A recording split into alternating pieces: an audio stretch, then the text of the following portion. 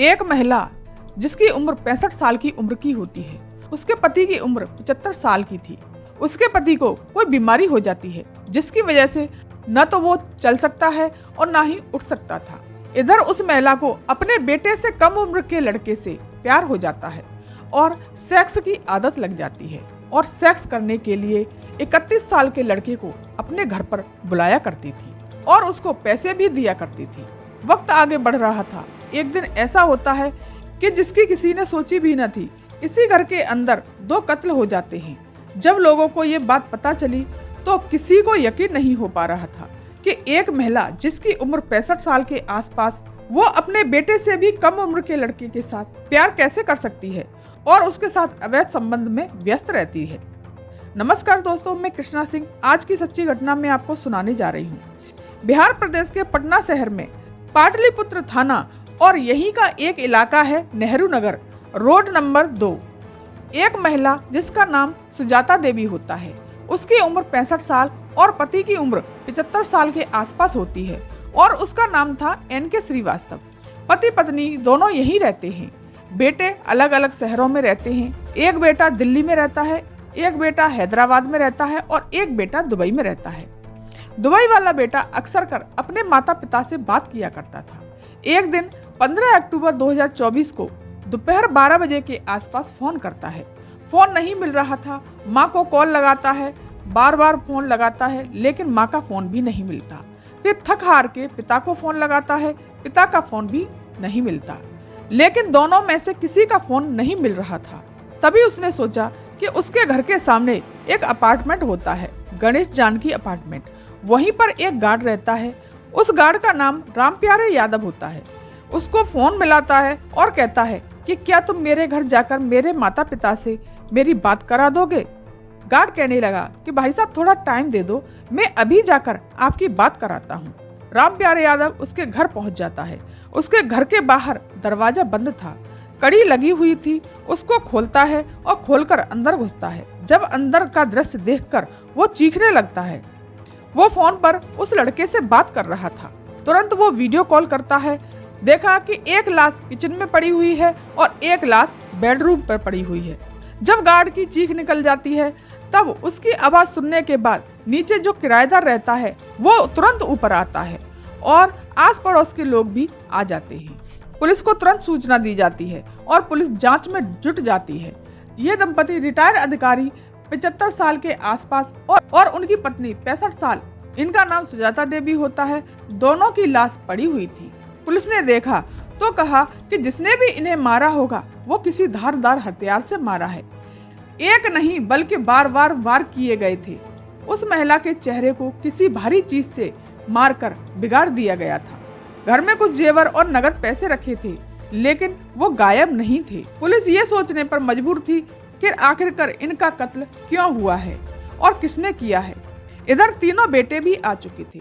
उनके गांव वालों को भी सूचना दी जाती है और गांव वाले भी उस जगह पर पहुंच जाते हैं। सभी से पुलिस पूछताछ कर रही थी, लेकिन कोई सुराग हाथ नहीं लग रहा था। तभी आसपास के सीसीटीवी कैमरे खंगालना शुरू कर देती है, फिर भी उनको कोई भी सफलता हाथ नहीं लगती। इनके मोबाइल की CDR भी निकलवाई जाती है, लेकिन उससे भी कोई इनको सफलता प्राप्त नहीं होती। SSP ने कई टीम बना दी, फॉरेंसिक टीम भी आ जाती है और जांच करना शुरू कर देती है। कुछ चीजें उठा रही थी और देख रही थी, फिर भी कोई सुराग नहीं मिल रहा था।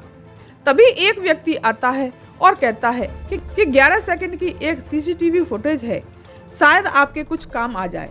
तभी पुलिस ने वो फुटेज देखी और पता चलता है कि एक व्यक्ति इन्हीं के घर की तरफ से आ रहा था। वो एक बाइक पर बैठा हुआ है। उस व्यक्ति के कपड़े की पहचान तो हो रही है, लेकिन उस व्यक्ति की पहचान नहीं हो पा रही थी कि आखिरकार ये कौन है। पूरा पटना शहर और उनके रिश्तेदार और बेटे सभी इस मामले को जानने की कोशिश कर रहे थे कि आखिरकार ये डबल मर्डर किसने किया और क्यों किया। फिर पुलिस रोड के CCTV कैमरे खंगालना शुरू कर देती है। बाइक पर सवार उस लड़के की शर्ट के कलर को पहचान कर उसके बारे में पता लगा लिया जाता है। उस लड़के का नाम होता है अमित कुमार उर्फ टिंकू, जो कि राजीव नगर रोड नंबर 27 पर रहता है और नेहरू नगर में उसका किराने का स्टोर होता है। और तभी आसपास के लोगों से पता चला कि ये तो टिंकू है। पुलिस ने वहां जाकर उसको उठाती है और उससे पूछताछ करती है और कहती है कि हमने तुम्हारी रिकॉर्डिंग देखी है, उसमें हमें कुछ अहम सबूत मिले हैं। शुरू में तो वो मना करता है और इधर उधर की बातें करने लगता है, लेकिन पुलिस भी कम चालू नहीं थी। उसने सिर्फ अंधेरे में तीर चलाया था, लेकिन क्या पता था कि तीर निशाने पर लग जाएगा। फिर पुलिस ने उससे सख्ती से पूछताछ की तो चौंकाने वाली बात सामने आती है और वो कहता है, मेरी अक्सर आंटी से बात होती थी। 15 अक्टूबर सुबह 7:30 बजे के आसपास फोन किया था कि घर आना, तुमसे कुछ बात करनी है। ये पहली बार नहीं था, अक्सर इसके पास फोन आता रहता था कि मैंने 3 साल पहले परचूनी की दुकान खोली थी, दुकान करने के लिए यहाँ पर आया था और 3 साल पहले ही सुजाता देवी से जानकारी हो गई थी। वो अक्सर कर घर आता था और उनकी मदद किया करता था। पुलिस ने कहा कि हमें आगे जानकारी लेनी है, इसके बारे में बताओ। फिर उस लड़के ने खुल के बताना शुरू कर दिया। वो कहता है कि जब भी मैं आता था मुझे कुछ पैसे मिल जाया करते थे, थोड़ी मदद मिल जाया करती थी। पैसे के बदले में उस महिला के साथ अवैध संबंध बनाने होते थे। वो कहता है, जब मैं 15 अक्टूबर 2024 को घर में 10 बजे के करीब आया था, जब वो उस महिला से संबंध बना रहा था, वो अजीब अजीब सी आवाजें आ रही थी। ये आवाज सुनकर उसके बुजुर्ग पति देखने की कोशिश कर रहे थे। उस बुजुर्ग व्यक्ति पर चला नहीं जा रहा था, फिर भी वो हिम्मत करके आगे बढ़कर देखता है और जोर जोर से चीखने लगता है और चिल्लाने लगता है। उसने अपनी पत्नी को उस लड़के के साथ अवैध संबंध बनाते हुए देख लिया था। लड़का तुरंत उठता है। लड़का असल में डर जाता है कि अब क्या होगा, कहीं मैं जेल न चला जाऊं। वो आकर बुजुर्ग व्यक्ति को बेड पर धकेलता है और उसके मुंह पर तकिया लगाकर उसे मारने की कोशिश कर रहा था।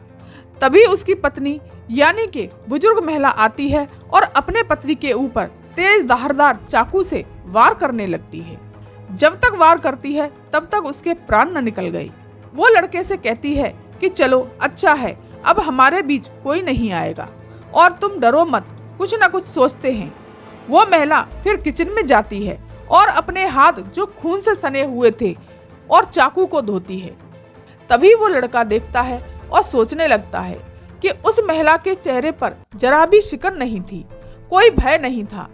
कहीं ऐसा ना हो कि मैं फंस जाऊं और मेरी सारी हकीकत सभी लोगों के सामने आ जाए और मुझे जेल जाना पड़ जाए। वो उस महिला के पीछे जाकर मुंह को दबा देता है। तभी वो महिला उसके हाथ को काट लेती है। वहीं से चाकू उठाता है और उस महिला का गला रेन देता है और उसके चेहरे पर एक मूसल से वार करता है, उसका चेहरा बिगाड़ देता है। वो महिला हाथों में सोने की चूड़ी पहने हुए थी। उन चूड़ियों को उतारता है और आसपास के कमरों में जाकर देखता है। आसपास के कमरों में उसे कुछ चांदी के बर्तन और कुछ फोन मिलते हैं। उन्हें लेकर के वो आराम से घर से बाहर निकल जाता है। वो सीधे अपनी दुकान पर पहुंचता है और दुकान पर जाकर शाम को अपनी दुकान बंद करने के बाद वो सुनार की दुकान पर पहुंचता है। सुनार की दुकान पर जाने के बाद सुनार से कहता है कि मुझे कुछ पैसों की सख्त जरूरत है। 1 लाख रुपए का वो सारा सामान गिरवी रख देता है और फोन अपने घर पर ही छुपा देता है। पुलिस वालों ने उस लड़के को गिरफ्तार कर लिया और जेल भेज दिया। दोस्तों, मेरा उद्देश्य किसी का दिल दुखाना या किसी को चोट पहुंचाना नहीं है, बल्कि जागरूक करना है। धन्यवाद।